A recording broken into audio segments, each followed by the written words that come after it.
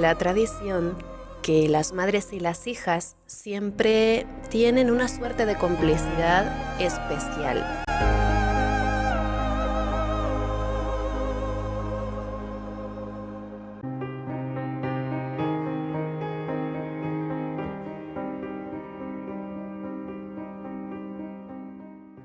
Veréis que muchas personas que están interesadas en el tema de las brujas o de la magia, pues muchas veces tienen estos relatos, ¿no? De decir, bueno, mi madre pues era una bruja, mi abuela era una bruja y yo soy súper bruja, ¿no? Porque vengo como legitimada por todas estas mujeres que me antecedieron. Es verdad que aporta una calma importante esta idea de ser especial de forma hereditaria, ¿no? Ser especial por sangre, como esta herencia pasiva, ¿no? Que recibimos sin haber tenido que hacer ningún esfuerzo por ello, ¿no? Simplemente por haber nacido donde hemos nacido, somos mágicas o somos brujas o somos la elegida, ¿no? Entonces aquí vemos cómo se pinta también una cuestión de distinción, una cuestión de buscar amparo o refugio identitario en esta genealogía con otras mujeres que vinieron antes que nosotras, en las que encontramos alguna suerte de poder personal, ¿no? De ahí que también en muchas ocasiones se idealice, si no a la madre, porque la relación de madre-hija suele ser por lo general bastante complicada, es un tema recurrente del que hablan escritoras, artistas, y además a menudo la relación de madre-hija se retrata como conflictiva o muy lejos de ser armónica, ¿no? Entonces, si bien a la madre es difícil idealizarla, sí es verdad que a las abuelas o a las bisabuelas sí hay una mayor tendencia a idealizarlas, ¿no? Esta idea del legado entre mujeres brujas nos lleva al concepto de estirpe o dinastía, esta idea de la estirpe de brujas, que es muy literaria y también muy poética, ¿no? O incluso esta idea de la dinastía mágica, que como persona que pertenece a un clan, pues una se mimetiza con las cualidades de ese clan. Es bastante habitual todavía en los pueblos, por ejemplo, ¿no? Que dicen, las personas de este apellido, la gente de esta familia, son muy inteligentes o son muy habladores o ingeniosas o lo que fuera, ¿no? Siempre tenemos esta idea tradicional de la pertenencia al clan como algo que también nos define o que nos pone una suerte de sello de calidad o no calidad, ¿no? Lo que también puede ser problemático porque ya en esencia se nos recibe en el mundo en relación con este grupo de personas o esta familia de la que pasamos a formar parte, ¿no? De este modo, estos conceptos del legado familiar o la estirpe o esta dinastía tiene una nota de distinción social, ¿no? Y esta distinción puede ser para bien o puede ser para mal. Formar parte de una familia u otra es todavía a día de hoy un indicador muy importante para, por ejemplo, el progreso económico o, por ejemplo, el progreso académico o laboral. Entonces, tenemos todavía bien fuerte esta idea de la distinción social en base a ese origen familiar o a esa procedencia. Y en el caso de las estirpes de brujas, pues tenemos que verlo también dentro de este marco, ¿no? Dentro de esta idea de que según llegues a una familia u otra, pues vas a tener ciertas características. Lo que también podría llegar a ser un poco claustrofóbico, ¿no? Porque en este caso la familia se plantea como un destino sobre la trayectoria individual, y esto también es algo que naturalmente puede causar urticaria a más de una, ¿no? Sobre todo si nuestra familia de origen no es ni de lejos tan nutricia o tan ideal como pinta el relato, ¿no?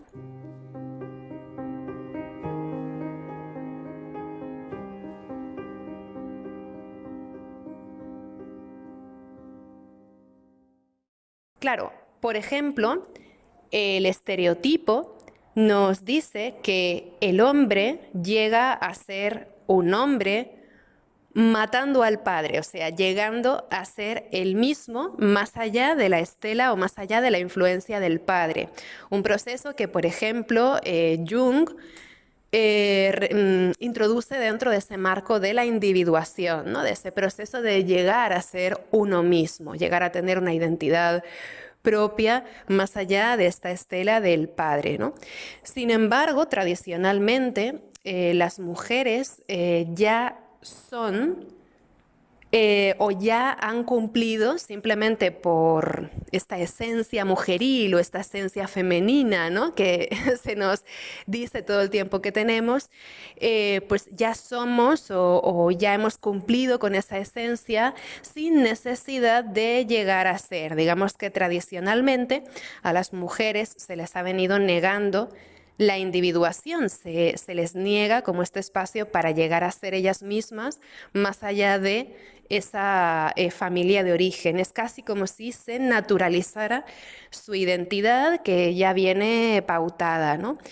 De esta manera, pues se supone que ya simplemente por ser, por estar, pues ya cumplimos, digamos, con ese propósito esencial, vinculado generalmente a cualidades un tanto pasivas que están más allá de nuestro control, ¿no? De esta manera, a las mujeres tradicionalmente se las propone casi como copias de sus madres, ¿no? Digamos que en el caso de las mujeres, tradicionalmente el hecho de ser un copia-pega de la madre, de la abuela y de todas esas mujeres que vinieron antes, en principio se considera tal vez conveniente, sobre todo en cuanto que esas madres y abuelas han sido mujeres dentro de ese circuito reproductivo que probablemente han sacado adelante una familia, ¿no? Digamos que encarnan ese modelo de la madre que por lo general se ha proyectado como un destino positivo o deseable para las mujeres simplemente por ser mujeres, ¿no? Más allá de lo que pueda ser su decisión.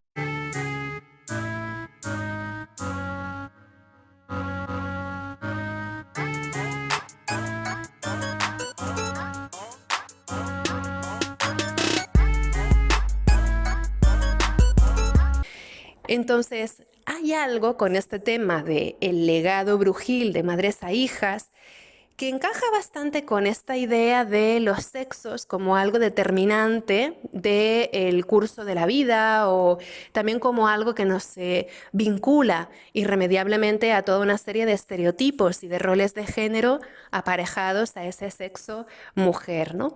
Y en este caso, por supuesto, cabe rescatar esa conocida frase de Simone de Beauvoir, pionera donde las haya, que dijo que no se nace mujer, sino que se llega a serlo. En otras palabras, Simone de Beauvoir proponía que las mujeres no somos así porque sea nuestra esencia, sino que de alguna forma todo esto que a nivel social se entiende que es una mujer, pues es un constructo en donde intervienen un montón de influencias, entre ellas la educación y otros factores del contexto, ¿no?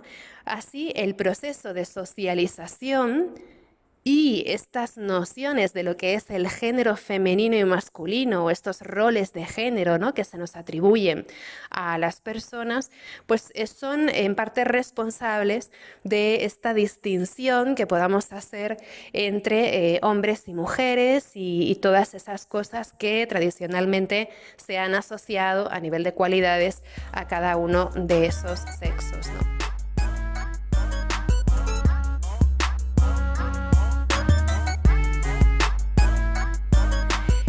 Es verdad que la cuestión de los poderes mágicos como algo hereditario tiene también algo muy seductor y muy invitante en el sentido de que nos ayuda a plantear una genealogía con aquellas mujeres que vinieron antes que nosotras, que por un lado nos permite revisitar sus vidas para releerlas en un término mucho más fuerte, ¿no? Si reconocemos a nuestra madre o a nuestras abuelas y bisabuelas como mujeres poderosas, de repente eso también pueda sanar algunas cosas propias de la memoria familiar o de nuestra propia memoria, ¿no? O incluso de esas lagunas que a nivel histórico o a nivel del relato histórico parecen olvidar y silenciar continuamente a estas mujeres que vinieron antes de nosotras, ¿no? De alguna manera, al encontrar en ellas esa referencia de mujeres poderosas, pues podemos también saldar una deuda histórica con ese espacio que nunca se les dio en la historia oficial y que de repente podemos reclamar a través de esa genealogía. Es verdad que también esta genealogía con aquellas brujas de la familia, pues también es una forma de honrar a las que no tuvieron voz, o incluso también de conectar con nuestro origen desde un lugar que nos pueda dar fuerza, ¿no? Casi como si pudiéramos encontrar en nuestro lugar de origen, en nuestra tierra de origen o en esas raíces familiares una fuente de poder personal o de fuerza o de motivación, ¿no? Entendiendo que si aquellas mujeres que vinieron antes que nosotras tuvieron esa capacidad de supervivencia, esa capacidad de salir adelante en un mundo que se los puso muy difícil, pues también nosotras podemos encontrar en ellas esa inspiración, ¿no? Para salir adelante o para superar de forma resiliente lo que sea, ¿no? O sea que es cierto que en esta genealogía brujil de madres a hijas transmitiéndose ese poder o esa magia, pues hay algo muy invitante, ¿no? Pero igualmente la insistencia en lo femenino o en la cualidad femenina de la magia, pues naturaliza esos roles de género tradicionales y los perpetúa, solo que con un maquillaje diferente, ¿no?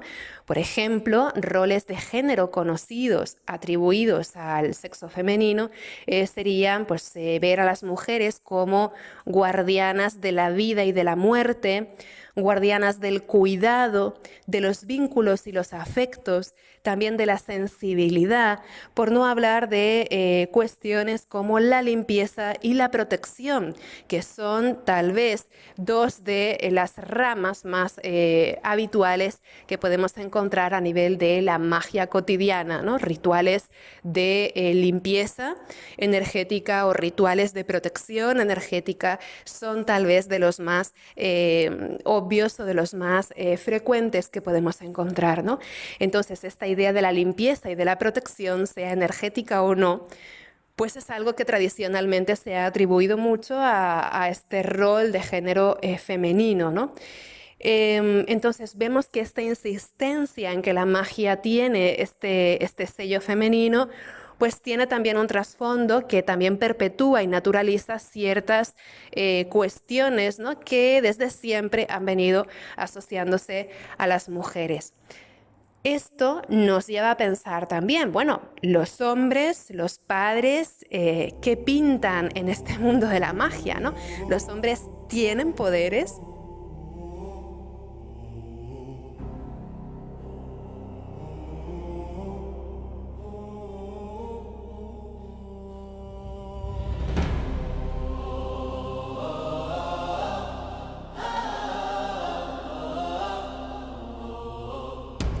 Tradicionalmente, todo el poder del mundo ha recaído sobre el sexo masculino, ¿no? Es decir, que los hombres tradicionalmente han tenido ese poder económico, político y religioso, ¿no?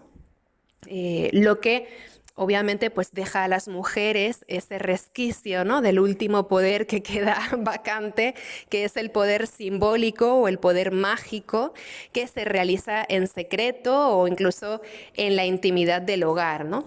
Pero bueno, aparte de esto, también podemos pensar que, por ejemplo, en un contexto como el actual, pues hay toda una serie de modelos de masculinidad o sobre todo modelos de lo que es ser un hombre heterosexual que implican una forzosa y también perjudicial desconexión de la sensibilidad, ¿no? O incluso un recelo de todo aquello que tenga una nota emocional o que tenga una nota que implique reconocer algún grado de vulnerabilidad, ¿no? Esto es una batalla que tendrán ellos, ¿no? También de, bueno, pues reclamar esa legitimidad para navegar sus propias emociones y para reconocer sus propias vulnerabilidades, ¿no? Como una forma también de iniciarse en el autocuidado y en el cuidado de las demás, que también es fundamental, ¿no? Pero aparte de esto, pues también podemos pensar que incluso cuando un hombre es, entre comillas, una bruja, no se le llama bruja, ¿no? Cuando un hombre practica magia, tradicionalmente no es una bruja, es un mago, es un consejero, es un sabio. Digamos que su magia o su arte no implica necesariamente exclusión o persecución, ¿no? En este sentido, hay un libro que os recomiendo. No os voy a decir por qué lo recomiendo, porque no quiero hacer spoiler, que a mí me sorprendió mucho.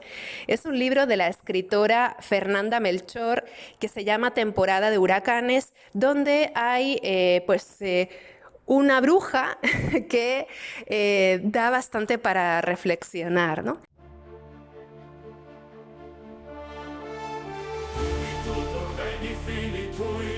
Certuret expedit, patibus factis leo dixit, leo vobis dixit, digni fauces intrapat rubica, germanica terra fugissima, examen supprimationa homimum resplendor, suba vocetare negrediae indolor.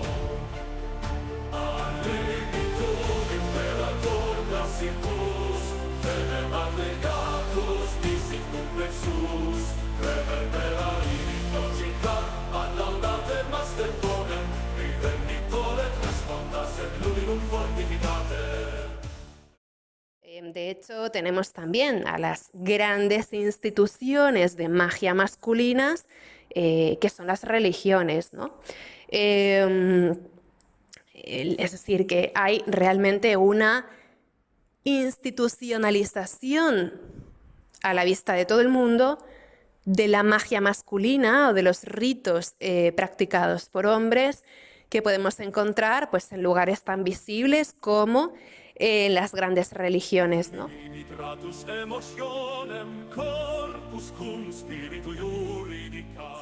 Fue bastante llamativo, toda la cobertura mediática, todas las imágenes que salieron del entierro del Papa Francisco, donde vimos a cientos de hombres alineados como un ejército en ese entierro, todos juntos, ¿no? Fotos de mareas y mareas de hombres vestidos con su atuendo sacerdotal en esa plaza de San Pedro, participando de ese entierro, ¿no?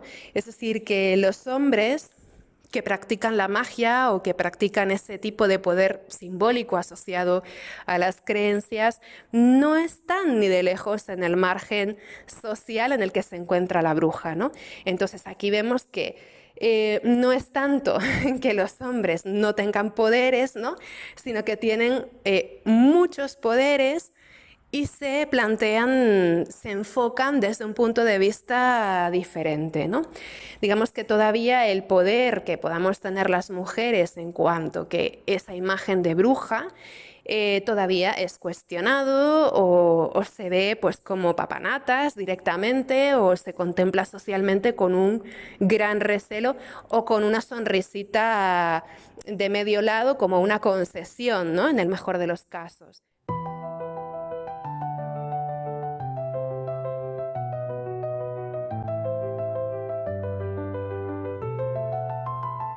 La función de la mujer, de acuerdo a su poder reproductivo, es tal vez una de las grandes distinciones que se establecen entre mujeres y hombres a la hora de fomentar, por ejemplo, este concepto de lo sagrado femenino.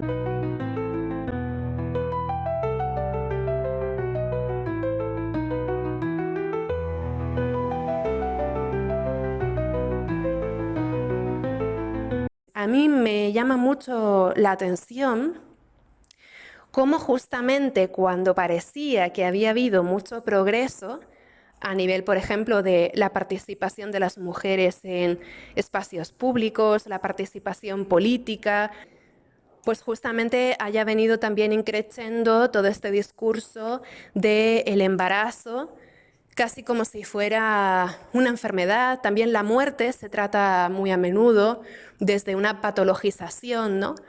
Entonces todos estos ciclos de nacimientos y de muertes pues se plantean como algo que requiere de un trabajo extenuante por parte de las mujeres, ¿no? Las mujeres que cuidan a aquellas personas cercanas que van a fallecer, o también las mujeres que han de controlarse a sí mismas exhaustivamente cuando se encuentran en el periodo de gestación, si es que eligen pasar por ahí, ¿no? Entonces, esta presión hacia las mujeres que incluye disciplinas extremas a nivel de límites que han de asumir, requerimientos muy, muy exigentes a nivel de alimentación, pero también a nivel de vínculos, a nivel de cuán feliz se supone que tengo que estar, cuánto se supone que debo celebrar mi embarazo para que sea suficiente, ¿no? Para que no me condenen como una desnaturalizada total, o también todos estos requerimientos para adecuarnos, ¿no? A lo que se supone que debemos vivir cuando estamos embarazadas. Es decir, hay toda una construcción canónica ya en torno al embarazo que es bastante agobiante, ¿no? Después todo este énfasis en la crianza natural también implica, por ejemplo, pues esta necesidad de atender durante un montón de tiempo extra, ¿no? A los requerimientos del bebé. O sea que realmente con todo este tema de la sacralización o la idealización del embarazo, pues de nuevo, ¿no? Se ha puesto a las mujeres en un lugar desde el que es extremadamente complicado conciliar el rol como madre y el resto de roles o tareas que una quiera tener en este mundo.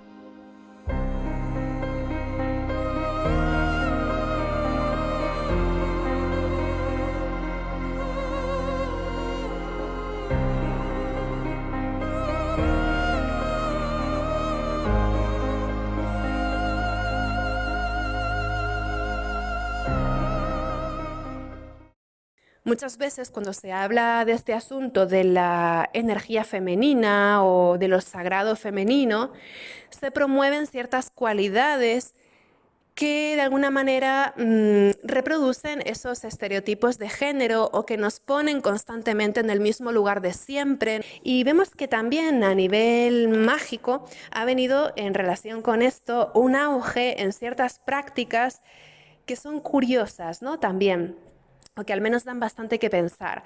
Por ejemplo, se ha puesto de moda en astrología estudiar la carta astral del momento de tu concepción, o sea, el momento en que tus padres tuvieron sexo, para ver un poco qué dice eso de tu vida, ¿no? Hay esta tendencia a idealizar ese encuentro sexual que dio lugar a la gestación como un momento mágico o un momento sagrado, cuando hay millones de embarazos que no tienen lugar de una forma precisamente bonita. Este es un mensaje que puede ser muy complaciente para aquellas personas que han llegado al mundo a través de un canal de amor, de paz y de luz.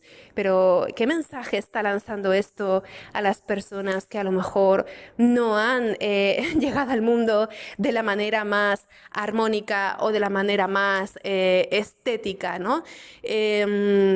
Exigimos también a nuestro pasado como embriones, fetos, recién nacidas, que sean momentos instagramables.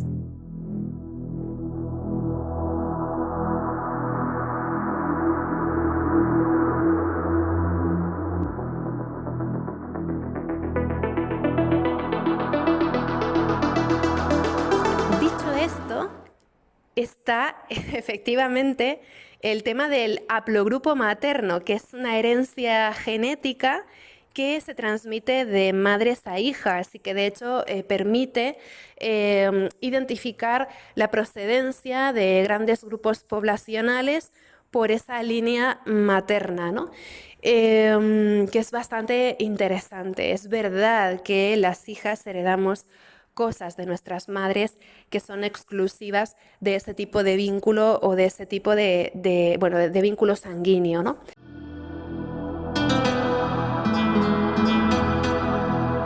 Obviamente, en un mundo como este, donde a través de la socialización y la educación tendemos a ocupar ciertos lugares, pues también hay un legado de una educación de mujeres a mujeres dentro de las familias, que también es algo digno de ser observado y también pues que tiene su belleza o que tiene también su atractivo, ¿no?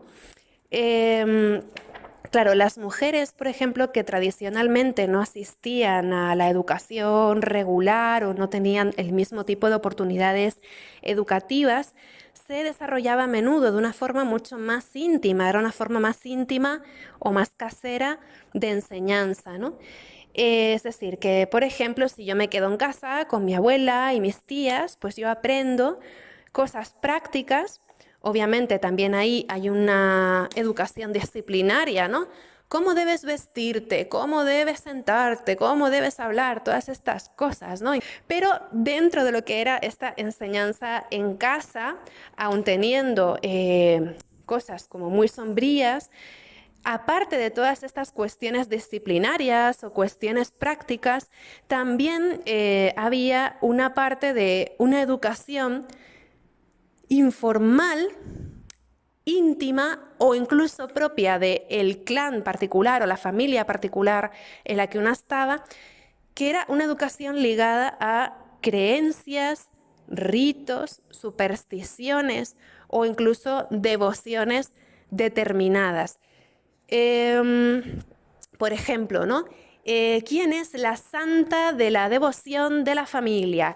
¿Cuál es la virgen a la que se rezaba más, ¿no? En caso de aquellas que tengáis una familia que haya tenido ese fondo eclesiástico, ¿no? Pues incluso dentro de lo que es esa educación más religiosa o más reglada, también es muy llamativo cómo en cada familia pues hay una preferencia por determinadas devociones en el santoral o por determinadas vírgenes y así, ¿no? A veces también con relaciones con esas vírgenes y santas o santos que son bastante esotéricas.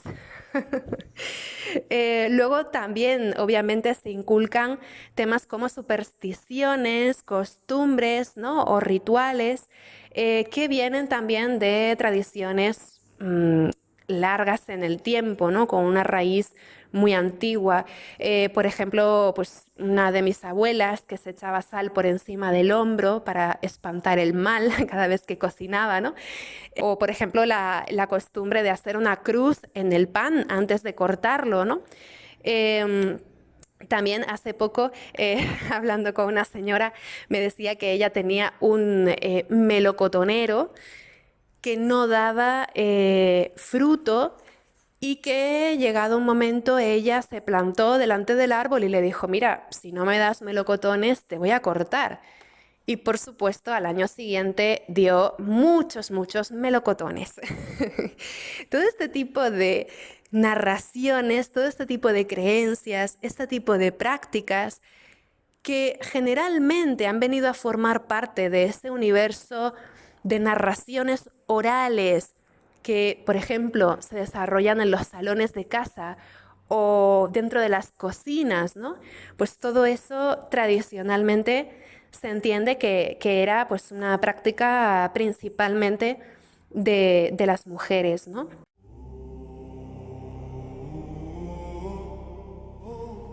En este caso, la oralidad o la narración oral, este tipo de historias que nos llegan en este tipo de entornos como más íntimos, por lo general fomentan una mayor sensibilidad a la memoria familiar o a los entresijos de esos cotilleos y vínculos dentro del grupo o incluso dentro de lo que es el pueblo, con lo que también a través de estas narraciones aprendemos a escuchar o a observar cosas que van más allá de nosotras, ¿no? Y esto también fomenta de alguna manera esa sensibilidad o esa percepción más empática tal vez hacia lo que acontece más allá de nuestra propia vida, ¿no? Que también es algo pues bastante brujil, ¿no? Además, como narración libre, la oralidad se plantea contrapuesta a esas narrativas más canónicas propias de la palabra escrita.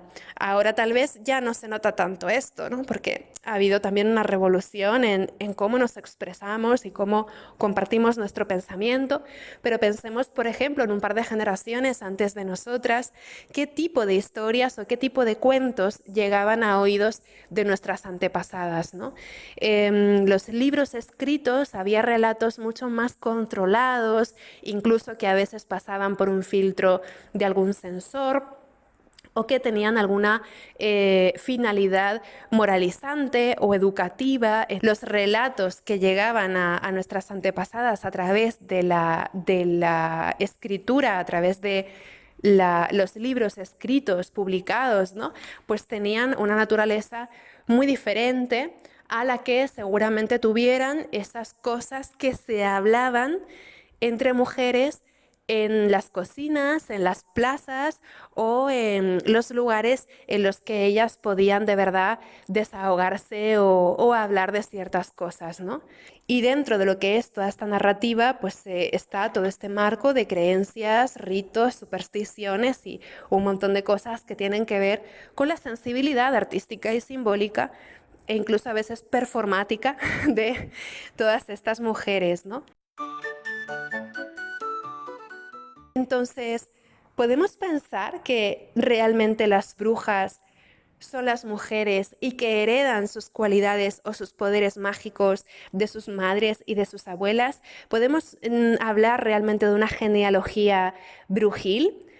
Bueno, viendo los problemas, ¿no?, que rodean a todo esto, viendo que en algunas ocasiones nos hace un flaco favor a las mujeres naturalizar de alguna manera como parte de nuestra esencia supuestamente femenina ciertas cualidades, aparte de esa consideración de que puede ser un flaco favor, sí es cierto que por las condiciones sociales en las que vivimos, a veces esta filiación brujil con otras mujeres puede ser verdaderamente una fuente de fortaleza e incluso de libertad y de autoafirmación. Como se ha repetido en tantas ocasiones a lo largo y ancho del mundo, nosotras somos las nietas de aquellas brujas que no lograron quemar. 更像公牛皮来临菜，掌控新十三星子，蜜语清蒸寒气浓，点菜心机把棍上，香火雷雨已经全身来，香气袅袅飘四方，锦绣眼神中藏着试探公子心底事。阳刚少加胭脂了，鸭鱼海棠黄粱饭，脆皮烧鸭香味美散，鲜里胡萝卜粥香。锦香宫心思拼命记，点菜装穷算是公子心